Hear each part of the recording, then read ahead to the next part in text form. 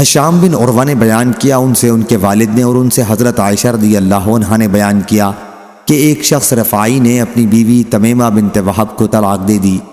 پھر ایک دوسرے شخص سے ان کی بیوی نے نکاح کیا، لیکن انہوں نے بھی ان کو طلاق دے دی۔ ان دوسرے شوہر کے پاس کپڑے کے پلو کی طرح تھا، عورت کو اس سے پورا مزہ جیسا وہ چاہتی تھی نہیں ملا۔ آخر عبد الرحمن نے تھوڑے ہی دنوں رکھ کر اس کو طلاق دے دی۔ اب وہ عورت آن حضرت صلی اللہ علیہ وسلم کے پاس آئی اور عرض کیا کہ یا رسول اللہ صلی اللہ علیہ وسلم، میرے شوہر نے مجھے طلاق دے دی تھی، پھر میں نے ایک دوسرے مرد سے نکاح کیا، وہ میرے پاس تنہائی میں آئے، لیکن ان کے ساتھ تو کپڑے کے پلو کی طرح کے سوا اور کچھ نہیں ہے۔ کل ایک ہی بار اس نے مجھ سے صحبت کی، وہ بھی بیکار، دخول ہی نہیں ہوا، اوپر ہی اوپر چھو کر رہ گیا۔ اب میں اپنے پہلے خاوند کے لیے حلال ہو گئی۔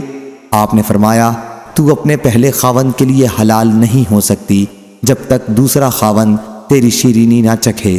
صحیح بخاری حدیث number 5265۔ Please subscribe, like, and share my video. Thanks for watching.